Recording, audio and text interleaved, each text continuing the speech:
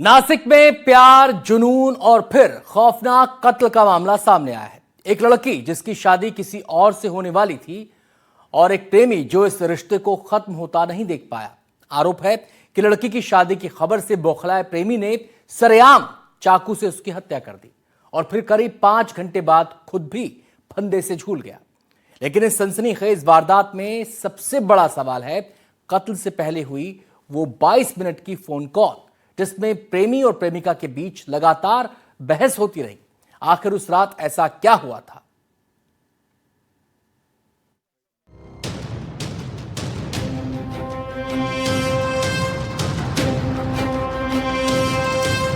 बाईस मिनट की वो आखिरी कॉल,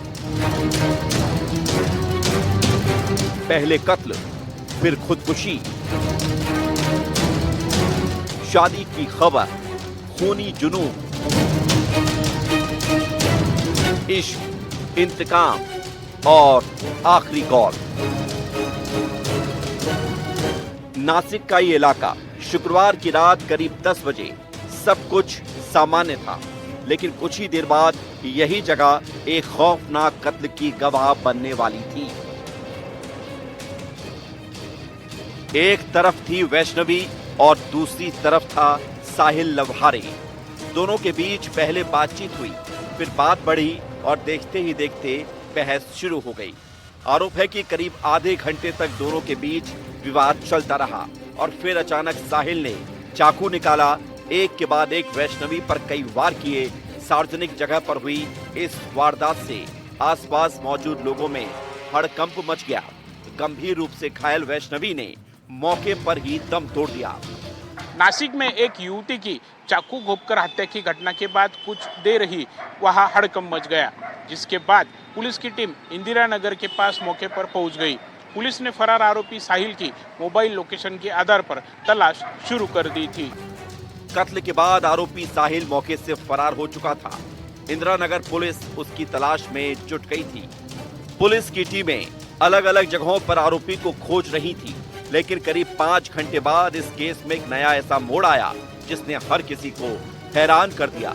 रात करीब 3:30 बजे नासिक के वडाला गांव में जॉगिंग ट्रैक के पास झाड़ियों वाले इलाके में एक पेड़ से साहिल का शव लटका मिला।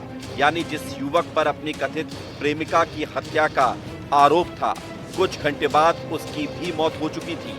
प्रारंभिक जांच में पुलिस को आशंका है कि वैष्णवी की हत्या के बाद साहिल ने खुदकुशी की, लेकिन इस पूरी कहानी में सबसे अहम कड़ी है वो फोन कॉल जो हत्या से ठीक पहले हुई थी। इस केस की सबसे चौंकाने वाली कड़ी एक 22 मिनट की फोन कॉल है। पुलिस की शुरुआती जानकारी के मुताबिक साहिल ने सबसे पहले वैष्णवी के मंगेतर को फोन किया और कहा कि वैष्णवी पर उसके पैसे बकाया हैं। इसी बहाने साहिल ने वैष्णवी से मुलाकात की बात कही। वैष्णवी के मंगेतर ने कथित तौर पर उसे साफ तौर पर चेतावनी दी कि वो वैष्णवी को परेशान ना करे। लेकिन कुछ ही देर बाद साहिल ने दोबारा फोन किया और कहा कि वैष्णवी को समझाओ और उसे मेरे साथ भेज दो। इसी दौरान फोन पर वैष्णवी की आवाज भी सुनाई दी। कथित तौर पर उसने कहा कि साहिल यहां है, जल्दी आओ। इसके बाद वैष्णवी का मंगेतर तुरंत सारे काम छोड़कर वहां के लिए निकल पड़ा। बताया जा रहा है कि उसने फोन काटा नहीं, वो बाइक से घटना स्थल की तरफ बढ़ता रहा और करीब 22 मिनट तक फोन पर दोनों के बीच हो रही बहस सुनता रहा। फिर कॉल के आखिरी पलों में एक ऐसी बात सुनाई दी जिसने पूरे केस को और रहस्यमयी बना दिया।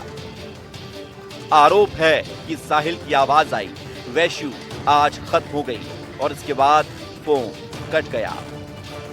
पुलिस की शुरुआती जांच के मुताबिक वैष्णवी अमरावती जिले की रहने वाली थी, जबकि साहिल यवतमाल जिले के उमरखेड़ का रहने वाला था और होटल कारोबार से जुड़ा हुआ था।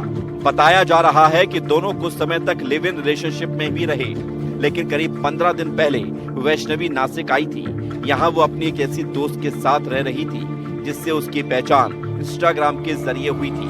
पुलिस के मुताबिक इसी दोस्त ने वैष्णवी के लिए पीजी की व्यवस्था करने में मदद की और उसकी शादी का रिश्ता तय कराने में भी भूमिका निभाई। पोलीस स्टेशनला माहिती मिळाली की एका मुलीला चाकू मारलेला आहे।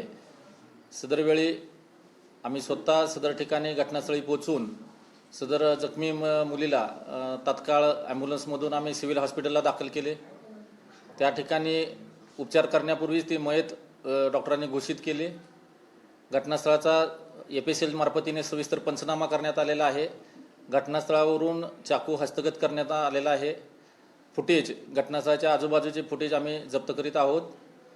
सदर महिलेचा मृतदेहावर आता आम्ही पीएम करून पुढील तपास आमचा चालू आहे। यानी एक तरफ वैष्णवी अपनी जिंदगी की नई शुरुआत की तैयारी कर रही थी और दूसरी तरफ साहिल इस रिश्ते को खत्म होता देख नहीं पा रहा था। क्या उसे वैष्णवी की शादी की खबर मिल चुकी थी? और अगर मिली थी तो फिर वह नासिक कब आया? क्या दोनों की आखिरी मुलाकात पहले से ही तय थी या फिर शुक्रवार की रात हुआ विवाद अचानक हिंसा में बदल गया? नासिक से एनडीटीवी के लिए प्रांजल रमेश कुलकर्णी की रिपोर्ट।